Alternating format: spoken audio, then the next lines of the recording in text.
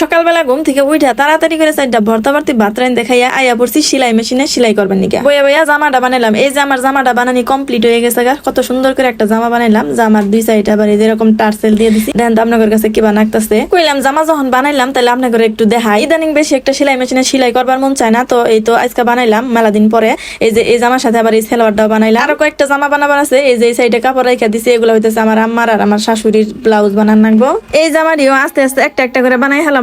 অন্য কাপড়ের চাইতে ব্লাউজ বানাইতে আমার কাছে বেশি ঝামেলা লাগে। তারপরে এই যাই পড়ছি রান্দাবাড়ি করবা নিগে। আজকে রাতের জন্য যেটা খামু ওইটা রান্দিমু। এখনকার আজকে রান্দিমু মাছ। এখন আমি সবজি কেটে নিতেছি, তারপরে পেঁয়াজ রসুন চুলাই নিমু। এর মধ্যে আবার এই যে ভাত বহাইছি, ভাত হইতাছে চুলার মধ্যে। হইতে হইতে আমার সবজি কাটা হয়ে যাবো গা, পেঁয়াজ রসুন বাটা হয়ে যাবো গা। তারপরে তরকারি রান্দিমু। সবজি কাটে আমি পেঁয়াজ রসুন চুলাই আনিছি। এখনকার পাটা নিলাম, পাটার মধ্যে জিরা আর পেঁয়াজ রসুন বাইটা নিমু। আমরা যখনই তরকারি রান্ধি তখনই জিরা আর পেঁয়াজ রসুন আমরা বাইটা তরকারি রান্ধি। মাঝে মাঝে যখন সময় থাকে তখন আবার কাঁচামরিচও বাইটা দেই।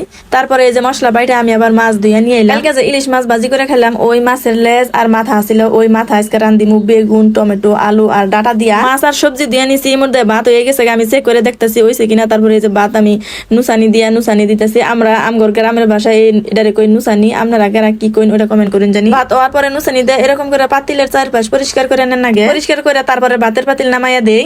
ভাত নামাইয়া থুইয়া এখন আমি তরকারি রান্দিমু।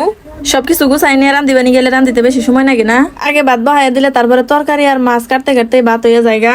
আজকে মাটির পাতিলে ভাত রান্দিলাম, তরকারিও আজকে আমি মাটির পাতিলে রান্দিমু। এই যে আমার সুন্দর কড়াইটা, এটার মধ্যে আজকে আমি তরকারি রান্দিমু। তেলের মধ্যে পেঁয়াজ রসুন বাটা দিয়ে দিছি, তারপরে মশলা তুলে নিতেছি। যা যা দিমু সবকিছু মশলা আমি তুলে নিলাম। তারপরে যে তেলের মধ্যে মশলা গুন্না দিয়ে দিতেছি। মাটির পাতিলের ভাত খাইতে যেরকম স্বাদ লাগে, মাটির পাতিলের তরকারি খাইতে কিন্তু ওইরকম স্বাদ লাগে। আমি মাঝে মাঝে আমার এই মাটির কড়াইটার মধ্যে তরকারি রান্ধা খাই, সবসময় রান্ধি না। কই আবার যদি ব্যাঙ্গা জায়গা তাহলে কিবা করবো। মাটির পাতিলে গরুর গোস্ত রান্দিলে বেশি স্বাদ লাগে। আমি মশলা পাতি গুনা ভালো করে কষাইয়া আবারও পানি দিয়ে দিলাম। পানির মধ্যে এখন আমি মাছ গুনা দিয়ে দিমু। মাছটি দিয়া ভালো করে কষাইয়া নিমু ঢাকনা দিয়ে ডাইকা। পহেলা বৈশাখ উপলক্ষে আপনারা কারা কারা কোন জায়গায় ঘুরবার গেলেন, কত মজা করলেন ওটা কিন্তু কমেন্ট করে জানাবেন। তারপরে আমার এই যে মাছ কষানি হয়ে গেছে, এখন আমি কষানি তুইলা নিয়ে তারপরে সবজি দিয়ে দিমু। ছোট্ট ছোট দুইটা ইলিশ মাছ, এটারে জাটকা করলেও চলে। তারপরে ওই মাছ দুইটা ভালোই নাকছে খাইতে। এখন আমি মাছ কষাইয়া তুইলা সবজি গুনা দিয়ে দিতাছি। সবজিটা নাড়াচাড়া দিয়ে ঢাকনা দিয়ে ডাইকা দিমু। এতগুনা সবজি দেখে আপনারা আবার ডরাবেন না, কারণ ভাতের চাইতে সবজি বেশি করে খাওয়ান দরকার সবারই। আমার ভিডিও গুনা আপনাদের কাছে কিবা লাগে ওইটাও কিন্তু কমেন্ট করে জানাবেন। যদি আপনারা ভালো ভালো কমেন্ট করুন তাহলে কিন্তু আমরা কাজ করে উৎসাহ পাই, আরো ভালো ভালো ভিডিও বানাবো আমরা। তারপরে তরকারির মধ্যে জল দিয়ে দিছিলাম। তারপরে এখন আমি মাছ গুনা দিয়ে দিতেছি। মাছ গুনা দিয়ে ভালো করে একটু সাইডে সুইটে বসাইয়া দিলাম।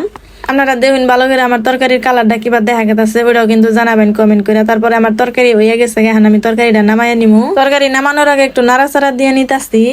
প্রথমে ভাবছিলাম এতগুনা সবজি দিয়ে তরকারি রান্দিলাম, তরকারি ফুরাবো না, পরে কিন্তু তরকারি ফুরাইয়া গেছিল গা। তারপরে এই যে তরকারি ডাইলা নিতেছি। আমার আজকের ভিডিওটা এই পর্যন্তই। সবাই ভালো থাকবেন, সুস্থ থাকবেন। আল্লাহ হাফেজ, আসসালামু আলাইকুম সবাইকে।